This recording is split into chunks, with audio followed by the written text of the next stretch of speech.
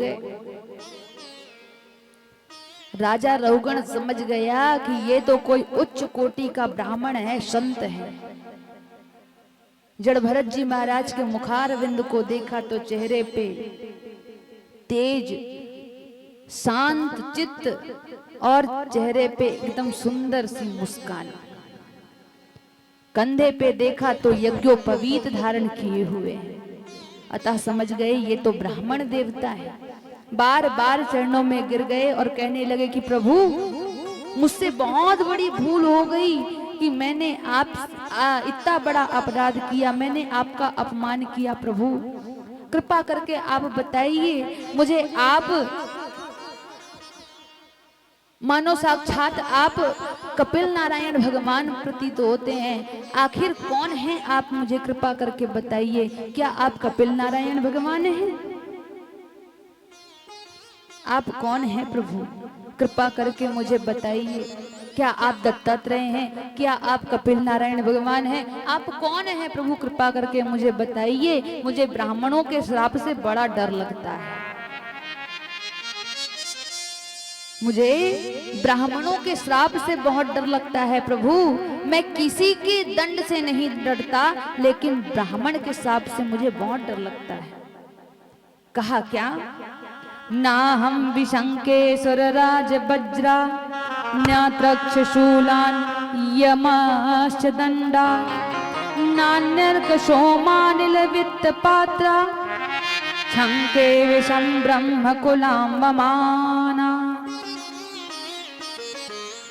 ना मुझे इंद्र के वज्र से डर लगता है, ना मुझे भगवान शंकर के त्रिशूल से डर लगता है, ना मुझे भगवान विष्णु के चक्र से डर लगता है, और ना ही मुझे किसी भी देवताओं के अस्त्र शस्त्रों से डर लगता है, और ना ही यहाँ तक यमराज के पास जाने से और नरक में जाने से तक भी डर नहीं लगता, जितना कि डर मुझे ब्राह्मणों के श्राप से लगता है। इसीलिए प्रभु मुझे श्राप मत देना, कृपा करके बताइए आप हैं कौन, मुझे क्षमा कीजिए प्रभु।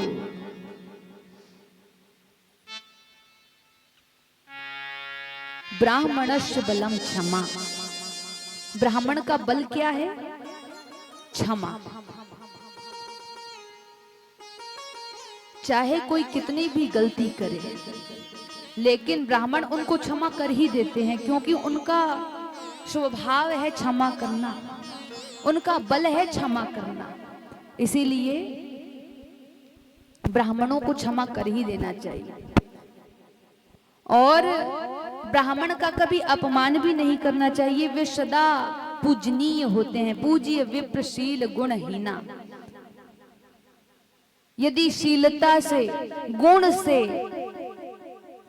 भी हीन है, तब भी वह ब्राह्मण जो है पूजनीय है। अतः ब्राह्मणों का सदा सम्मान ही करना चाहिए।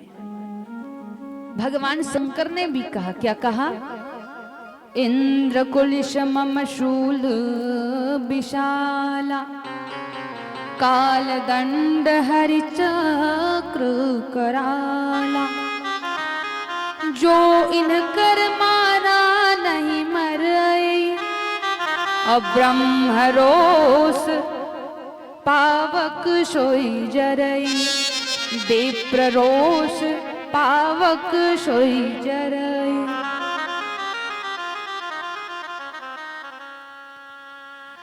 जो इंद्र के वज्र से भी बच जाए, भगवान विष्णु के चक्र से बच जाए, भगवान शंकर के त्रिशूल से बच जाए, अन्य समस्त देवी देवताओं के अस्त्र शस्त्रों से बच जाए, लेकिन वह ब्राह्मण के क्रोध रूपी अग्नि से नहीं बच सकता। ऐसे क्रोध रूपी अग्नि में तो वह ब्राह्मण का अपमान करने वाला जल करके भस्म हो जाता है। अतः ब्राह्मणों का कभी अपमान नहीं करना चाहिए। आज राजा रहुगण जो है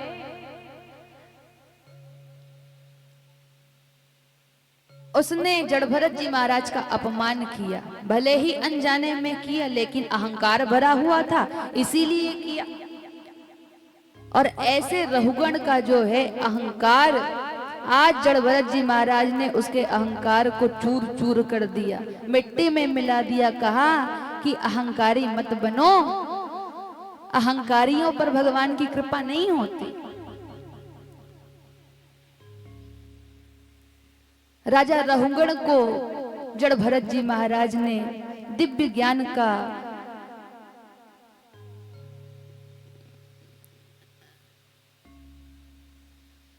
बात बता करके उनको आज अहंकार से, उनके अहंकार को चूर करके आज ज्ञानी बना दिया। दिव्य ज्ञान का प्रदान जड़ भरत जी महाराज ने रहुगण को दिया। खूब सत्संग हुआ दोनों के बीच में। जड़ भरत जी महाराज ने कहा कि चलो अब आप जा सकते हैं। आप जा रहे थे ना, कहाँ? कपिल नारायण भगवान के आश्रम जा रहे थे सत्संग के लिए, अब जा सकते हैं आप। बोले नहीं प्रभु, मैं अपने कपिल नारायण भगवान के आश्रम तो जा रहा था सत्संग करने, लेकिन मेरा सत्संग तो यहीं हो गया और कहाँ जाऊंगा सत्संग करने। अतः अब तो मैं अपने महल को वापस लौटूंगा। इधर महल को वापस लौट करके जो है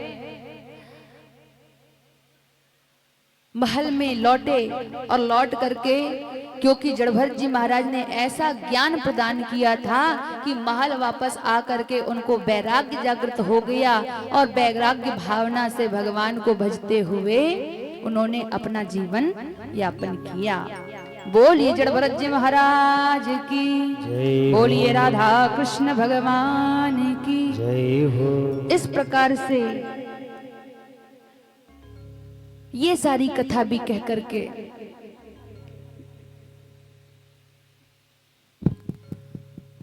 सुखदेव जी महाराज ने राजा परीक्षित को श्रवण कराई, और उसके पश्चात आगे की कथा